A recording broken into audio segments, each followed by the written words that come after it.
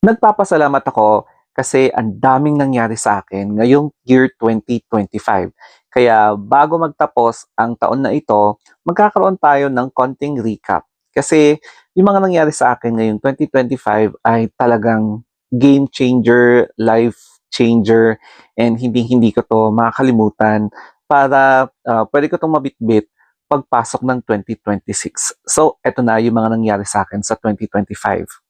This 2025, ito yung isa sa mga pinaka-memorable na taon para sa akin.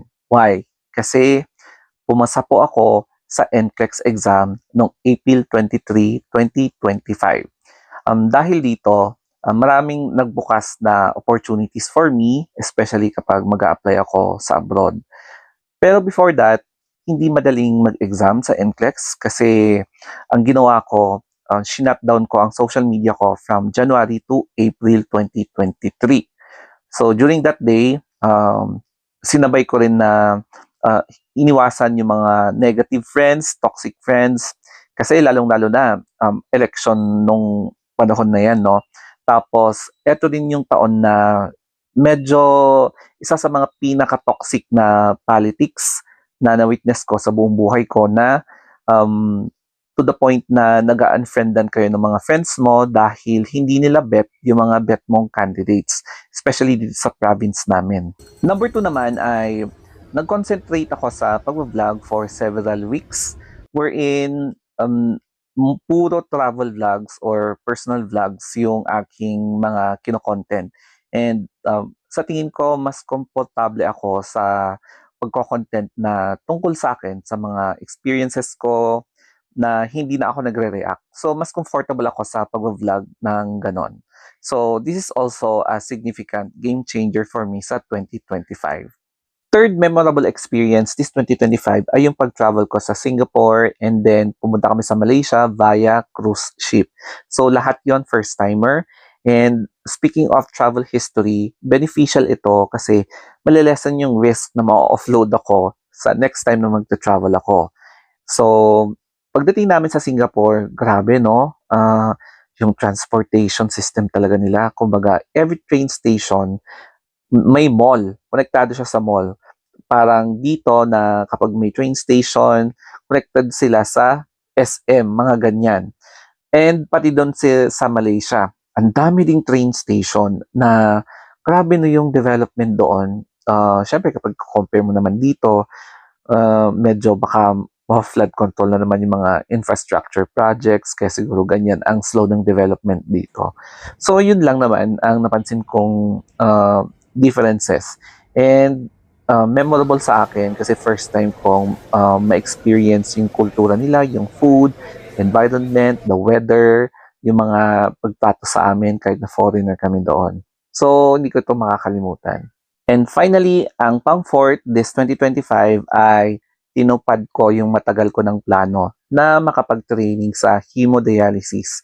So, masaya ako kasi na-accomplish ko tong goal na to na matagal ko nang pinaplano since 2020 nung, alam niyo na, nag-duty pa ako.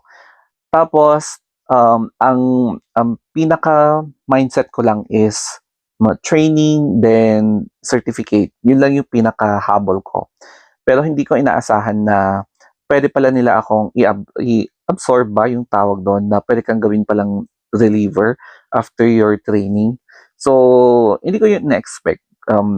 Since wala pa namang opening sa in-applyan ko mga ospital, so why not, di ba, i-extend ko yung training and experience ko kasi ito yung unang nag-open na opportunity for me para may work. O, di ba? So, yes, nag-work ako and let's see what happens after siguro 6 months habang wala pang opening sa mga ibang in-applyan ko. Siguro ang plans ko for 2026 is more sugar daddies to come. Joke lang. Siguro sa love life, kung sino na lang yung darating, siya na. Tapos, go with the flow kung ano man yung mga blessings na meron ako ngayon such as unexpectedly being a reliever na yung certificate lang talaga yung punteriya ko. Pero go with the flow habang inaantay ko yung application ko. And then, ang isa pa is yung health. Hindi na tayo bumabata. So, magre-request na naman ako ng off. dahil may routine check-up ako.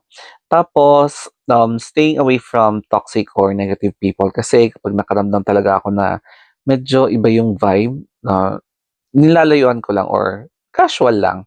And then, naalala ko yung sinabi ni Chris Aquino na be kind to everybody because one day, you'll never know na kapag kailangan mo ng tulong, yung pala tinatarayan mo ay siya pala ang may capacity na tulungan ka. Pero meron din naman na kahit na nakikipagplastikan sila sa'yo, willing pa rin silang tulungan ka. And siyempre, suklian mo pa rin yung tulong na binibigay nila sa'yo kahit na nakikipagplastikan sila sa'yo. 'Di ba? Kaya nga, be always kind. So yun lang and once again, Merry Christmas, belated Merry Christmas and Happy New Year. Tapos sana more blessings pa this 2026. So siguro marami pang exam, expectedly yon. So that's all guys. Thank you and enjoy this holiday season. Mwah!